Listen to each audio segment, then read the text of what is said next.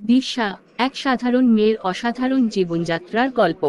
ছোটবেলা থেকেই তার মনে ছিল একটাই স্বপ্ন, অন্যদের জন্য কিছু করা। কিন্তু ভাগ্য তার জন্য ভিন্ন কিছু রচনা করেছিল।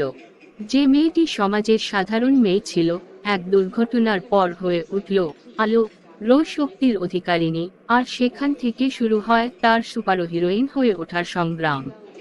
দিশা বেড়ে উঠেছিল কলকাতার একটি ছোট্ট গ্রামে। তার মা একজন শিক্ষক এবং বাবা ছিলেন একজন কৃষক।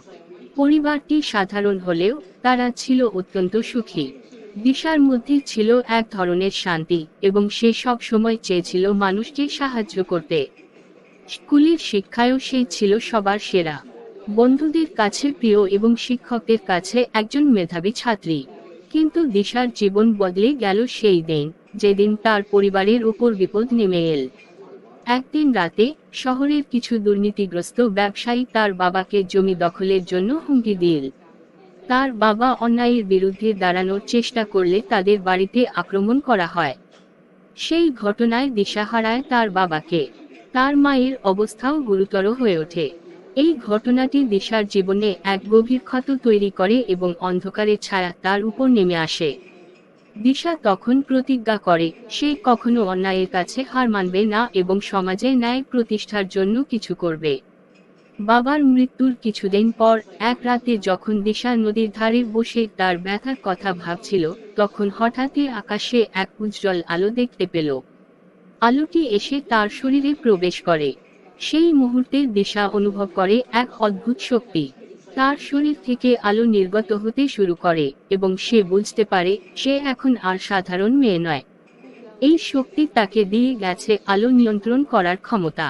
সে এখন আলো দিয়ে যে কোনো কিছু তৈরি করতে পারে, একটি ঢাল, একটি অস্ত্র, এমনকি আকাশের মতো উজ্জ্বল আলোকবিন্দু।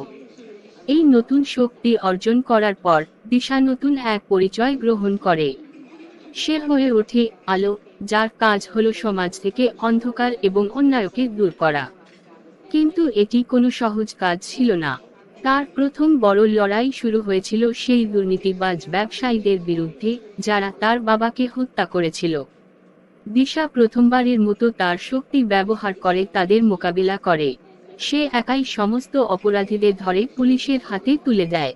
এই ঘটনার পর দিশা বুঝতে পারে যে তার দায়িত্ব আরও অনেক বড়।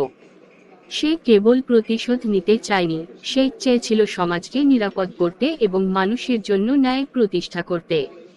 আলোর শক্তি অর্জন করার পর দিশা অনেকবার সফল হয়েছিল, কিন্তু তার সামনে আসল চ্যালেঞ্জ তখন আসে যখন সে মুখোমুখি হয় তিমির নামের এক ভয়ঙ্কর প্রতিপক্ষের।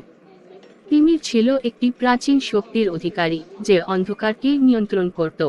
তার উদ্দেশ্য ছিল সমাজের সমস্ত আলো নিভিয়ে দিয়ে মানুষকে অন্ধকারে ফেলে দেওয়া। দিশা জানত এই যুদ্ধ শুধু তার নিজের নয়, পুরো পৃথিবীর ভবিষ্যৎ এই যুদ্ধে নির্ভর করছে। শুরু হয় আলো ও অন্ধকারের মহাযুদ্ধ। তিমিরের সাথে যুদ্ধ করতে করতে দিশা বুঝতে পারে যে তার শক্তি সীমিত, কিন্তু তার মনোবল অসীম। তিমির তাকে বারবার পরাস্ত করার চেষ্টা করে, কিন্তু দিশা প্রতিবারই উঠে দাঁড়ায়। এক পর্যায়ে যখন তিমির তার সমস্ত শক্তি দিয়ে আঘাত হানে, দিশা মনে করে তার শেষ এসে গেছে। কিন্তু ঠিক তখনই দিশা তার বাবার কথা মনে করে। সে বুঝতে পারে যে তার শক্তি কেবল তার ভেতরের আলোর মধ্যে নয়, বরং তার বিশ্বাসের মধ্যেও। এই বিশ্বাসই তাকে নতুন শক্তি দেয় এবং সে তিমিরকে পরাজিত করে। তিমিরের পরাজয়ের পর দিশা বুঝতে পারে শুধু শক্তি দিয়ে সবকিছু জয় করা সম্ভব নয়। মানুষের ভেতরের বিশ্বাস এবং ভালোবাসা হলো আসল শক্তি। সে তার পরিচয় গোপন রেখে সমাজে কাজ করে যেতে থাকে, মানুষের জন্য ন্যায় প্রতিষ্ঠা করতে। তার জীবনের সংগ্রাম কখনো শেষ হয়নি, কিন্তু সে জানে যতদিন তার ভেতরের আলো জ্বালিয়ে রাখতে পারবে, ততদিন সে যে কোনো অন্ধকারকে পরাস্ত করতে পারবে।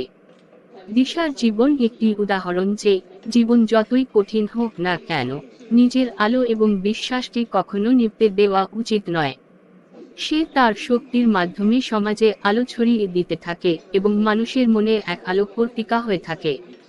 সুপার হিরোইন হিসেবে তার জীবন শুধু তার শক্তি আর ক্ষমতার কারণে নয়, বরং তার আত্মবিশ্বাস, ন্যায়ের প্রতি প্রতিশ্রুতি এবং ভালোবাসার কারণে চিরস্মরণীয় হয়ে ওঠে। এটাই ছিল দিশার জীবন সংগ্রামের গল্প, যেখানে আলোর প্রতীক হয়ে সে অন্ধকারের বিরুদ্ধে যুদ্ধ করে।